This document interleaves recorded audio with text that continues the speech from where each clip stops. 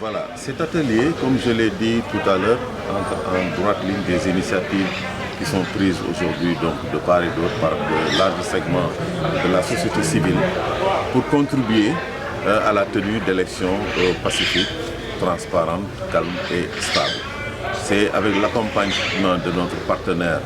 qui est l'ambassade du Canada à travers le fonds d'initiative local FCIL, nous a accompagnés pour ce projet qui va être déroulé, disons, dans quelques localités que nous avons choisies, à Dakar et également à Ziguinchor. Compte tenu de la particularité de ces localités, qui présentent quand même des enjeux au plan politique et électoral vraiment certains. Nous avons lancé le projet à Dakar la semaine dernière, lundi. Et aujourd'hui, Ziguinchor est la première étape en termes de réalisation. Parce que nous nous sommes dit que Ziguinchor a une particularité parce que c'est une région quand même qui sort, entre guillemets, de 40 ans de conflit, où on a encore, comme je dis, c'est vrai, des lueurs d'espoir, comme je l'ai dit, par rapport à la paix, mais la paix reste encore fragile. Et justement, on a constaté que les élections restent quand même des moments de tension qui, si elles ne sont pas en tout cas bien gérées, peuvent faire ressurgir vraiment certaines, en tout cas, velléités, en tout cas les germes un peu de la violence. Et c'est la raison pour laquelle nous avons choisi de venir ici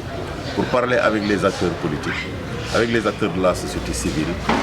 les femmes qui vraiment aujourd'hui sont très engagées dans la dynamique de paix, à savoir le collectif des femmes pour la paix en Casamance, la dynamique de paix en Casamance et d'autres structures qui travaillent vraiment pour aujourd'hui un retour définitif de la paix. Nous avons convié l'ensemble de ces acteurs pour échanger aujourd'hui sur cette thématique que constitue en fait la violence électorale. Parce que nous considérons aujourd'hui, au regard de ce qui s'est passé récemment, que ce soit à Dakar au moment de l'enrôlement, ici à Ziguinchor récemment avec la venue de certains leaders, et en tout cas les bruits que nous percevons par rapport aujourd'hui par exemple à la problématique de la distribution des cartes,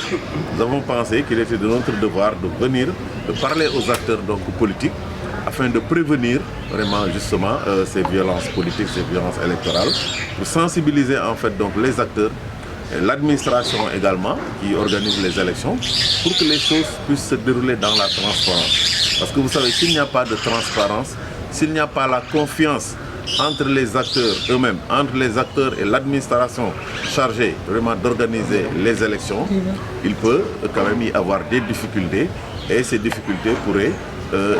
faire réveiller en tout cas les vieux démons de la division et de la violence par ricochet. Et c'est tout ça que nous voulons prévenir, et c'est la raison pour laquelle vraiment nous avons tenu aujourd'hui à rassembler les acteurs, à leur parler. Vous avez écouté tout à l'heure la communication vraiment de notre expert spécialiste des questions électorales, des questions liées à la violence électorale. Maintenant, nous allons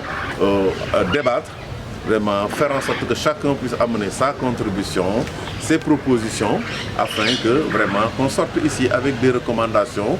susceptibles en tout cas de renforcer cette dynamique de paix et de nous conduire vers des élections